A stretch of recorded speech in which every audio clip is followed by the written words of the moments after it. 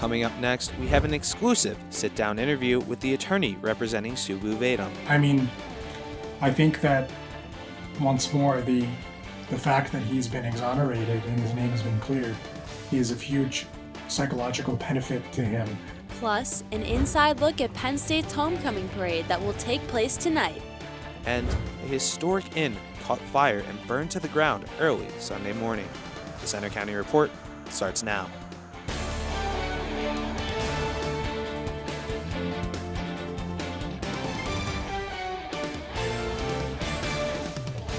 Good afternoon, I'm Andrew Matz. And I'm Anna LaCastro. Thanks for joining us for the Center County Report.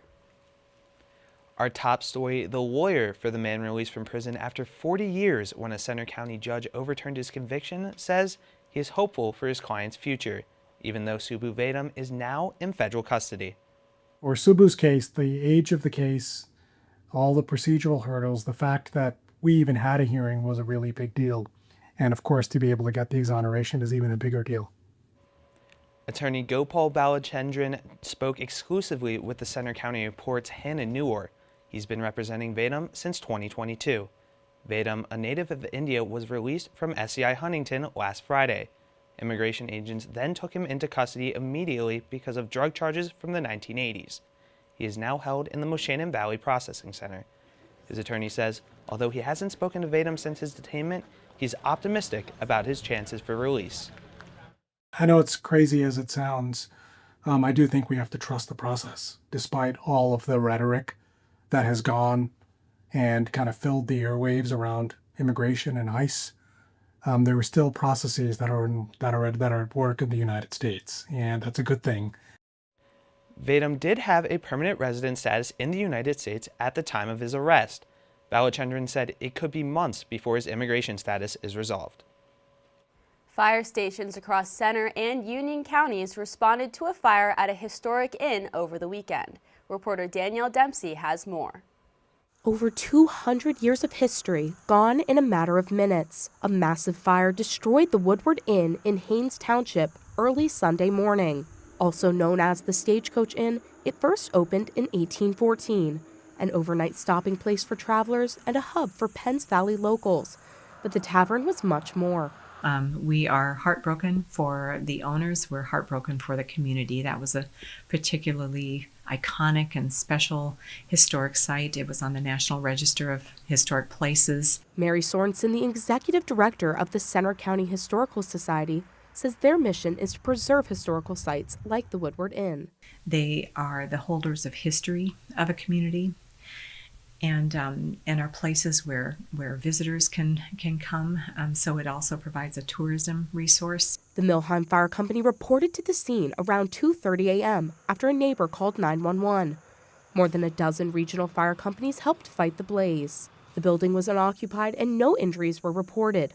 Milheim Fire Chief Delmer Homan told the Center Daily Times that new owners were almost finished restoring the inn. Owner Corby Stover took to Facebook, expressing his gratitude for the first responders' dedication and the community's outpouring of support. Homan says the cause of the fire is unknown. Reporting from Haines Township, I'm Danielle Dempsey for the Center County Report. Officials say the inn has been deemed a total loss. According to the CDT, the Pennsylvania State Fire Marshal is investigating the case.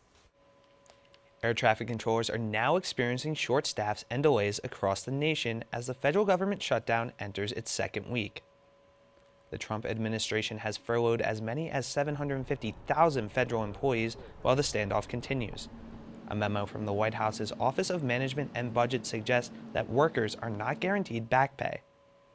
But for the most part, we're going to take care of our people. There are some people that really don't deserve to be taken care of, and we'll take care of them in a different way. It's time for House Republicans to get back in town, get to the negotiating table, and get real about reopening the government. The IRS has already furloughed over 35,000 federal workers. A prolonged shutdown can cause bigger problems as the October 15th tax filing extension deadline approaches. At the same time, the IRS is making changes that will affect everyone's federal taxes this year and next year. Provisions in a tax law passed in July, as well as inflation, led to the updated provisions. The effects of changes is based on the amount of taxable income and deductions taken, and tax experts say many taxpayers will see modest relief in their taxes. To learn more, you can visit irs.gov. It's spotted lanternfly season, and the invasive bug is having an effect on local agriculture. Here, there, everywhere. If you've been out and about in Pennsylvania lately, there's a good chance you've come across one of these guys. I hate them. I think they're so annoying. They fly everywhere and they have no respect for my personal space. I try to step on them sometimes, but they're just too fast. So I was like, whatever. Since their arrival to the U.S. in 2014, the invasive spotted lanternfly has been harassing wildlife and people across the country. They feed on the nutrients from plants like this tree here, and unfortunately for some businesses, they have a strong preference towards economically important crops. Spotted lanternflies are big fans of grapevines, making them a significant threat to vineyards. Barb Christ, owner of Happy Valley Vineyard and Winery, says they've been dealing with the insects for years. Last year, they came 2 weeks earlier, so they came in mid-September, and we still had quite a bit of grapes on the vines to be harvested, but again, the population was very low. This year, they came 2 weeks even earlier. They can be hard to spot amongst endless rows of vines, but if you look closely, you'll catch them hiding. We would actually find them in the harvested grapes. Now, we've had people at Penn State do studies to assure us that those insects that are in the grapes aren't going to taint the wine at all. They come out with the skins and things like that, but they're there. It's not just their presence in the harvest. The problems they cause in the vineyard run deeper. They're in a heavy infestation, they're going to take that nutrient and use it for themselves, and the plant doesn't have it. Fortunately, Happy Valley Vineyard is done with their annual harvest, so they can take some extra measures to fight back. If they're still very active in the vineyard, we're actually going to put a spray to try to knock them back. For anyone planning to visit the vineyard, there is something you can do to help. I tell people if they come out here, if they see one, go and squash it. So, if you spot one, try to do your part, if you can catch them. Ooh. As the weather gets colder, we should start seeing less and less of the spotted lanternfly. But until then, vineyards will have to stay on alert. The highly anticipated Penn State homecoming is here, and tonight is one of the signature events. Maya Beeling is live near Medler Field where the parade floats are being held. Maya? Thanks, Andrew. I am standing in the parking lot where the homecoming floats are being dropped off today leading up to the parade, and every year hours and hours of work go into making these floats and making the parade happen. Penn State is known for its traditions. Ones like homecoming have been around since 1920. The homecoming parade as it looks today started in 1922. There's just something special about this institution, and it's the people, right? And it's exemplified in events like homecoming. Cindy Hill is the director of the Penn State Parents Program. The group started getting involved with homecoming 8 years ago. They walk in the parade each year, holding signs and throwing candy. They have a ball. My volunteers have a ball. More than 150 student, alumni, and community organizations work together to build the floats. Zeta Tau Alpha, Alpha Delta Pi, and Alpha Zeta work together to create this masterpiece. We built the floats on frames. It took about 8 to 10 hours, and now we're working every day, probably like 4 to 6 hours a day. The theme of their flow is Mario Kart, featuring Mario and Yoshi. The parade starts by Medler Field before making its way downtown and then ending at the Lion Shrine. It's the largest homecoming parade in the country, according to the Penn State Alumni Association. Hill says the Parents Program isn't just for alumni with current students. Anyone can volunteer. She says events like homecoming and groups like hers can help create a bigger Penn State family. I can tell you with our parent volunteers, several of them are alumni. Most of them are not. By the time they're done and their students graduating, they feel like they're alumni. Right behind me here, you can see the finished Mario Kart flow, and it is looking amazing. If you want to see this flow and many others, you can tune into the parade at 6 p.m. tonight. You can live stream it from home by going to homecoming.psu.edu. Or for a front row seat to the fun, I'd recommend going to Curtin Road near East Halls. Back to you guys in the studio. Thanks, Maya. Still to come on the Center County Report, can we finally expect to see some fall weather? We checked the 7-day forecast. Also ahead, it's the second week of the Penn State hockey season, and they face off against Clarkson in the second game of the series tonight. Why did I pay money for student tickets if they're going to perform like this out on the field? And in the wake of 2 straight losses, Penn State football fans have a lot of opinions. When we first met Todd, he was singing a song, and I was like, wow, look at this kid with the biggest smile. Todd's a joy. Yes. Todd's really is a great joy. And you. Learn about adopting a teen at adoptuskids.org.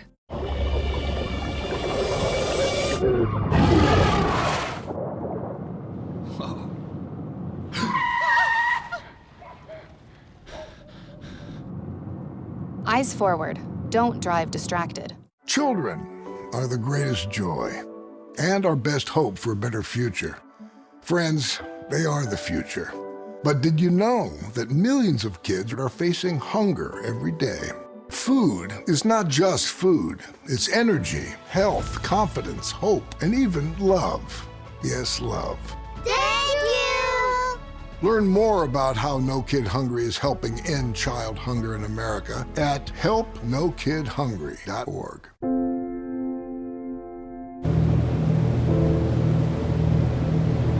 Keep going, keep going.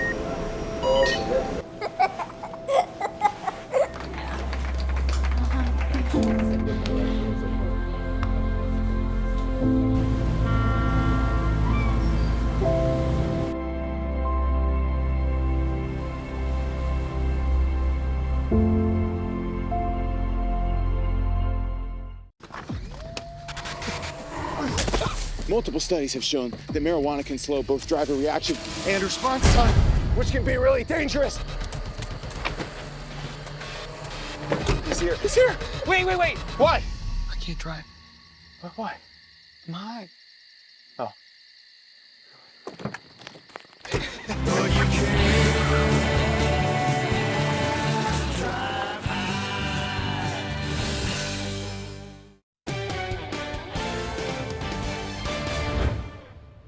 As Penn State football enters the middle of its season, many fans of the team find themselves disappointed with the Nittany Lions' performance thus far. Reporter Nolan Collery is in the studio with more. Nolan?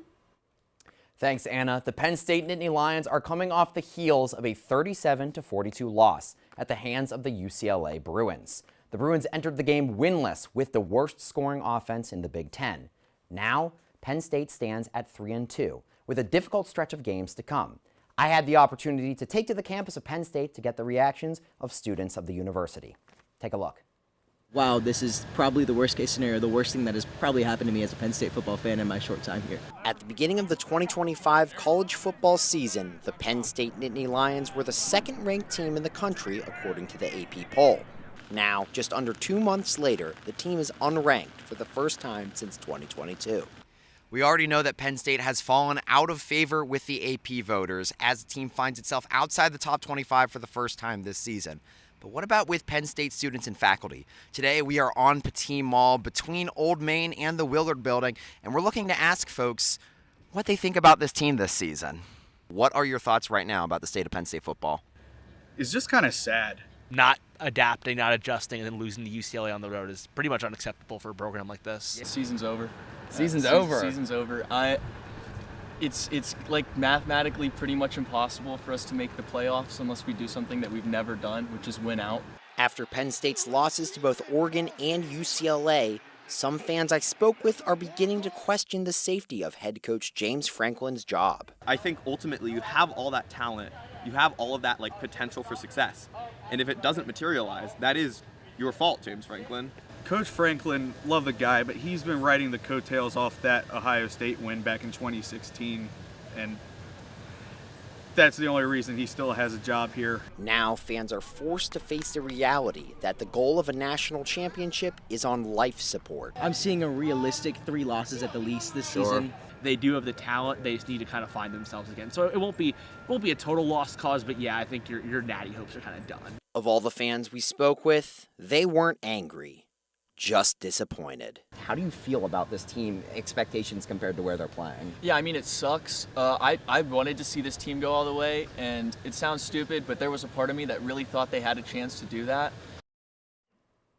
A path to the college football playoffs is still feasible for the Nittany Lions, but with over half the season left to play, that path grows more difficult to traverse every week. Penn State will host the Northwestern Wildcats this weekend for the homecoming game, then take to the road for 2 away games to close out October. Reporting live from the studio, I'm Nolan Collery.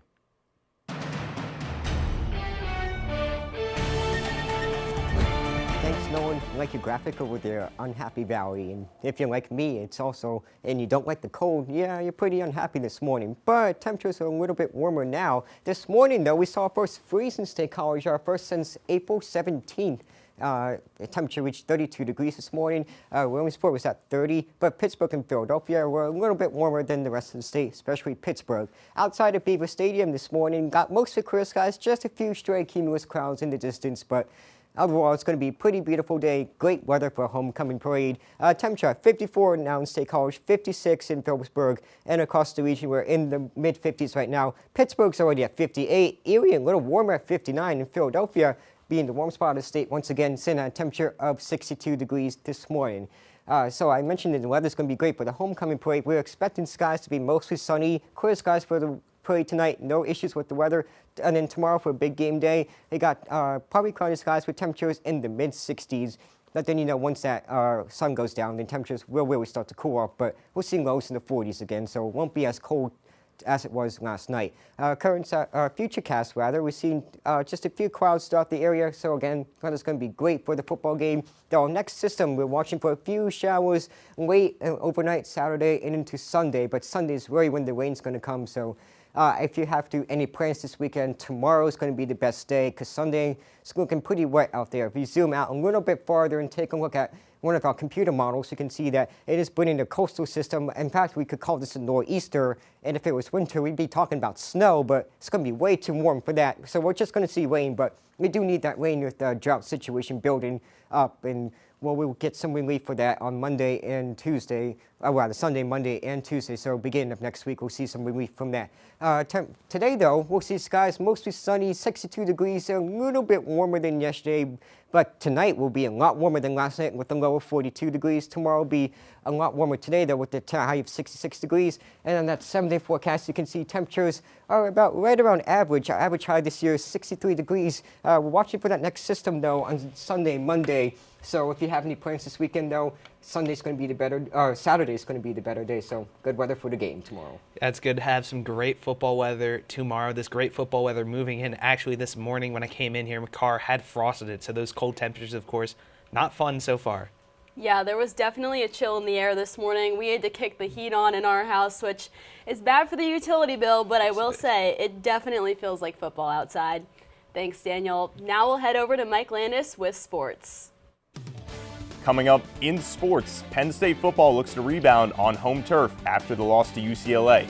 And Gavin McKenna takes the ice for the first time at Pagula Ice Arena. Sports is next. Hey there, I'm Lance Bass, and this is Chip. And if you're like me, your pets mean the world to you. And if disaster strikes, saving them is a priority. Learn how to keep your best friends safe at AmericanHumane.org.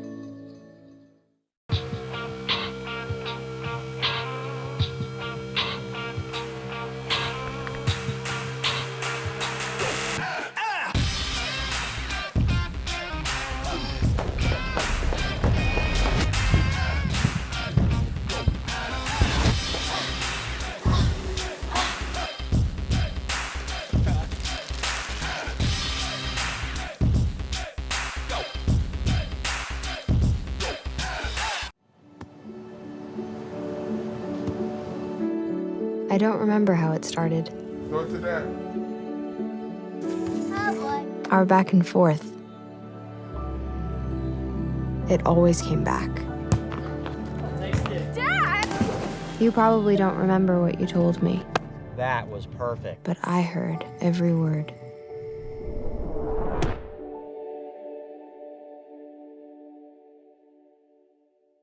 With Julia's autism, loud sounds can be too much. But she still loves to make music. Yeah. Play band.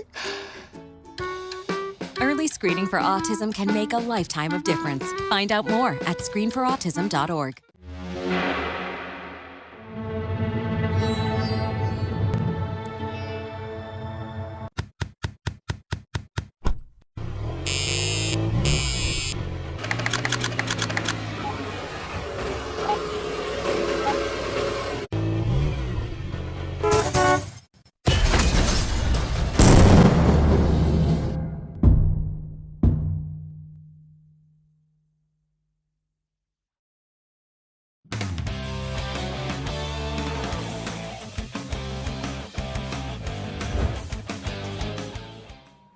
I'm Michael Landis with sports. Penn State football is 3-2 with its back up against the wall of history. Last year, in the newly expanded 12-team playoff, only one team got in with 3 losses, Clemson as the 12th and final team. Now, the Nittany Lions are looking for a homecoming bounce back, needing that first Big Ten win. Family, friends, and parades. Penn State's annual homecoming game is back. It's a battle of the cats as the Penn State Nittany Lions take on the Northwestern Wildcats.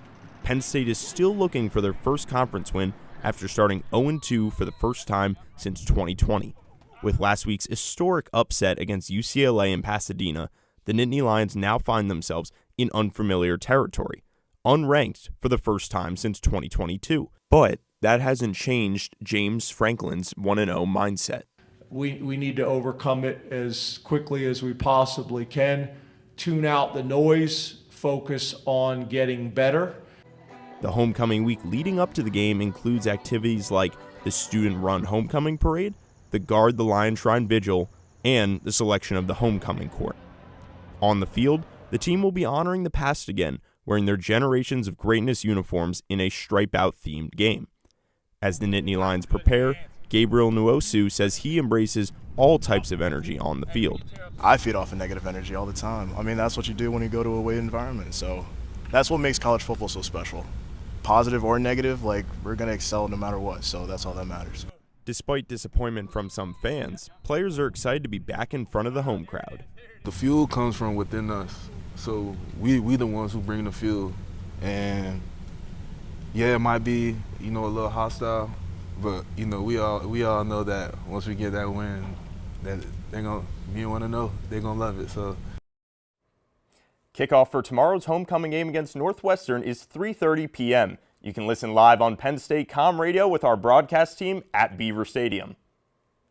College athletes and staffs could be allowed to bet on professional sports. The NCAA's Division I committee adopted that proposal this week.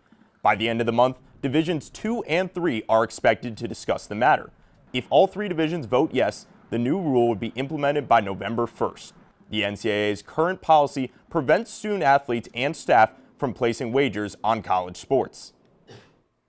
After starting the season 2-0, sweeping Arizona State on the road, Penn State returned home to State College for the first time last night. Reporter Kaylee Tallman has more. Since March, Pagula Ice Arenas stayed quiet, hibernating. Last night, its life came back.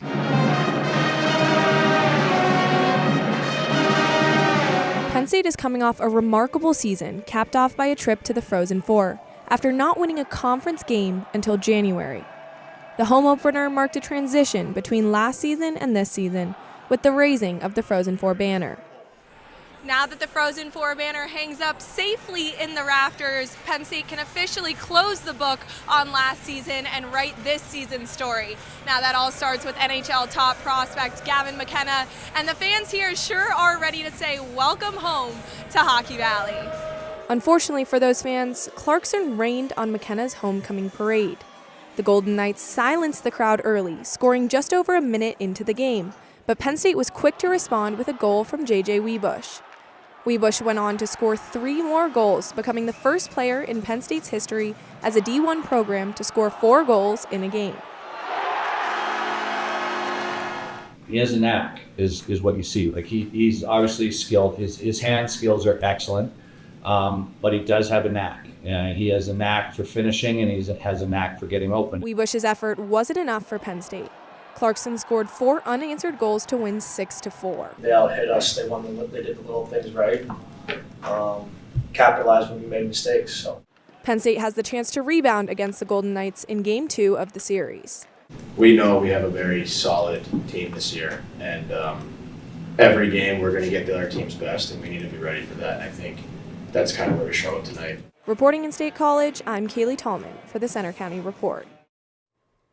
Puck drop for Game 2 of the series is tonight at 7 p.m. The game can be streamed on Big Ten+. Now over to high school football. Let's take a look at some of the key games on tonight's schedule.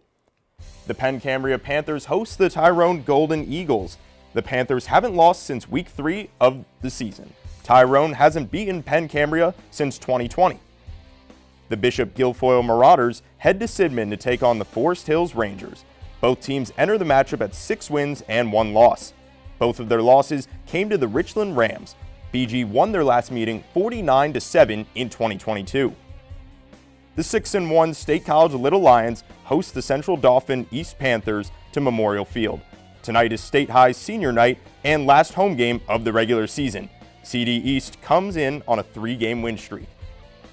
And I gotta tell both of you, I'm really excited. Mid-October, it just kind of feels like peak football weather is here.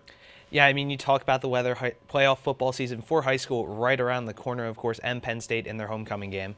Yeah, it's an exciting time for football for sure, and I know I'll be tuned in to the hockey game tonight to see if Penn State is able to split this series. Thanks, Mike. Coming up next, it's time to talk turkey. You can find out how to sign up for Penn State's turkey harvest when we come back. Hear that? That's the sound of your life. Perfectly imperfect. But every time you drive after drinking, the music gets drowned out. Your life sounds pretty great. Don't let a buzz ruin it. Buzzed driving is drunk driving. Don't drive buzzed. There's been another deadly shooting at a local elementary school. According to authorities, the suspect acquired the gun from a family member's home before using it to take the lives of innocent children and teachers. Store your gun securely, locked, unloaded, and away from ammo. When it comes to disasters and emergencies, it's not a matter of if, but when. I'm relying on luck, but who knows if it'll be on my side. Let's prepare so we all have a better story to tell. Take control at ready.gov/olderadults. When I was 10, my mom got deported. We had a difficult time, and I feel that's why I didn't get to finish school. My husband is really supportive in a way that he pushed me to go back to school. She wants to have a career so her kids can look up to her. They both keep me motivated to go to school, and they see that if I do it, like they can do it too, you know? I feel that everything's possible. Find free adult education classes near you at finishyourdiploma.org. For decades, I've taught you everything I know. How to safely build a fire, and how to control the flames. But I can only teach wildfire prevention. Only you can prevent wildfires.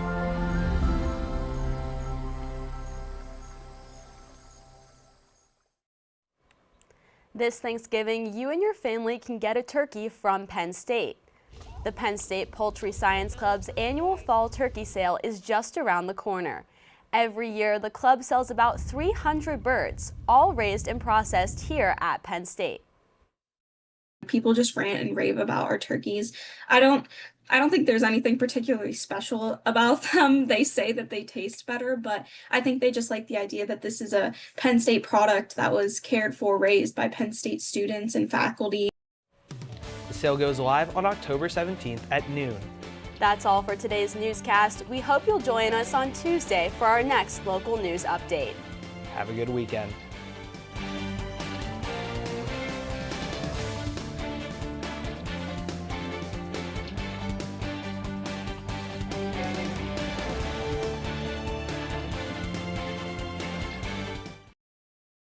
I love the energy at Walk MS. It is community, it is family. All of us are coming together, not only for that walk day, but for every day. I can ride that high for the rest of the year.